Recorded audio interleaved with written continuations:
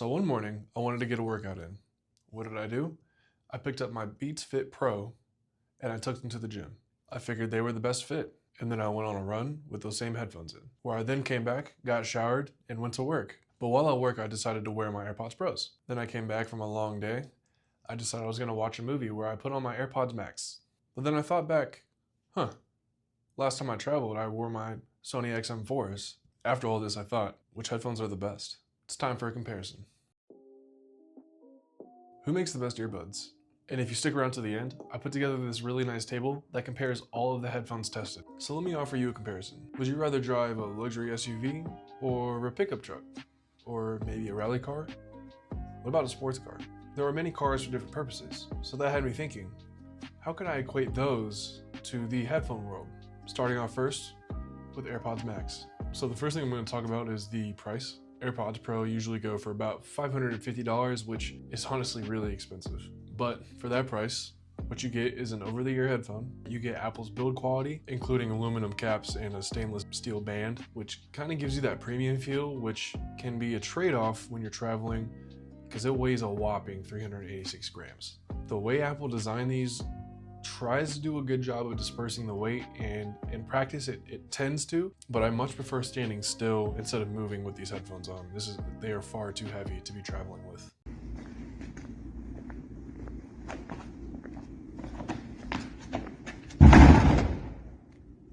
They sound exceptionally well.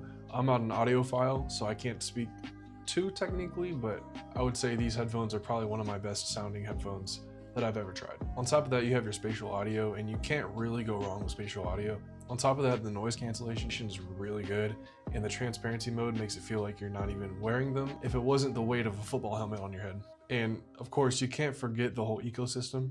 I use Apple products, so as far as the ecosystem convenience, AirPods Pro pretty much has everyone beat. Finally, and this can be very important to many people, is the battery and charging.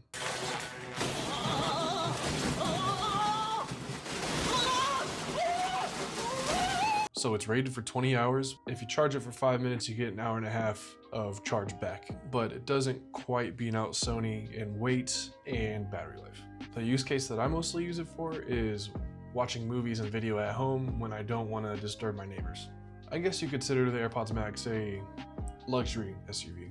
Moving on to number 2, in the Sony XM4s. So you can get the Sony XM4s for about $200 on sale right now, so not a bad deal. And they offer something that the AirPods Max doesn't, and that's connectivity with the 3.5mm jack. I would say Sony's noise canceling headphones are really good.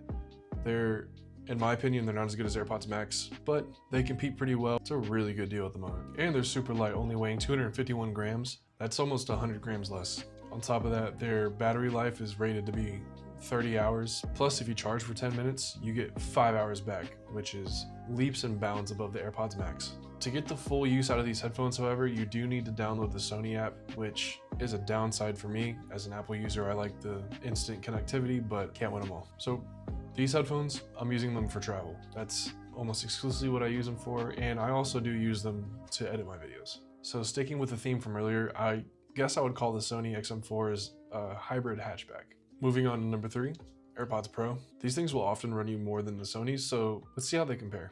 Because of the Apple ecosystem, it does have all of the same features that the AirPods Max had. There is a setting, however, on this one, it's conversational awareness. So your earbuds will kind of figure out when you're talking and turn it to transparency mode, and when you're finished talking, the AirPods will kind of switch back to noise canceling. One thing that's important to many people, the charging. So you can get 6 hours of charge out of these things. If you're using the case, you can get 30 hours total, but again, they have to recharge every time you put them back in the case. They're also compatible with Apple Find My, which is a big lifesaver for some people. This thing is something that you can just throw in your pocket and use throughout the day. I love them. So these are something that I take when I feel like I may be able to use my headphones, but I'm not necessarily trying to work out or anything, just chilling. So I guess I would call these the EV Sedan. Moving on next to the Beats Fit Pro. So even though they're Beats, they're actually owned by Apple. So they have a lot of the ecosystem features that AirPods Pro have. They have the Quick Connect, they can use spatial audio. But the big differentiator here is that they have a wingtip. I would not recommend these for travel. I would only wear these for 1 or 2 hours max, because that pointy wingtip, while it keeps it secure in your ear, it tends to hurt. It is literally poking into your ear and it causes irritation after a while. It doesn't have some of the slide controls that AirPods Pro have, but it does have a clicky button, so you may like that. So like the AirPods Pro, you have to charge these buds in the case.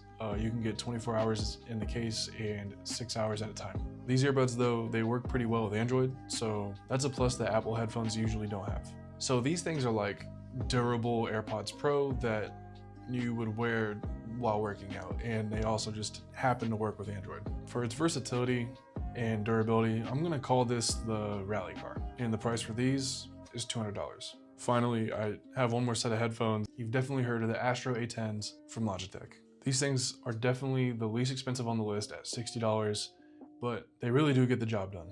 They're fairly heavy, but they're super comfortable, and they're analog, so there's no wireless capability here. They connect directly into an Xbox controller or a PlayStation controller, and they're mostly used for gaming.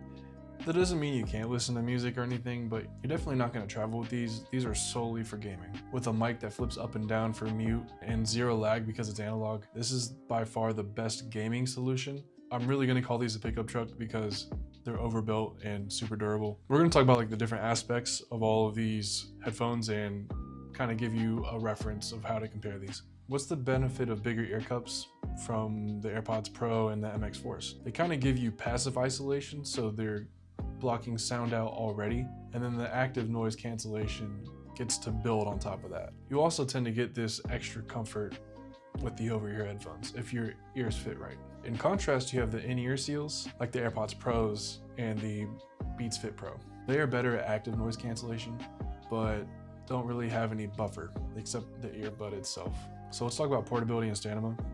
I put a little graph here to kind of give you an idea of how they compare to each other. The XM4s are really good for travel, whereas the Maxes are good for like a home theater and home entertainment. The AirPods Pros are really good for just general wear, phone calls, stuff like that, or maybe driving in the car, going to a store. And the Beats Fit Pro are just ideal for workouts and running. The A10s are obviously best for gaming.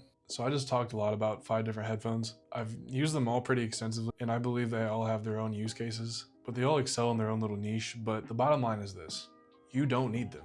Now you're asking me, like, what's the point of this video then? Oh, brother, this guy stinks! If I had to make a suggestion, I'm gonna recommend the AirPods Pro. They're right in the middle of the price category that I named, and they offer the best versatility. They're not the best in any category necessarily, but they're the best across the board, if that makes sense. I can use them for lifting, I can use them for gaming, I can use them for leisure, and I can use them for a home theater. So for me, they check every box. I'm not gonna wear the A10s to travel, and I'm not gonna wear the Maxes to travel, and I'm not gonna wear the XM4s to go to work, and I'm not gonna wear the XM4s at a store.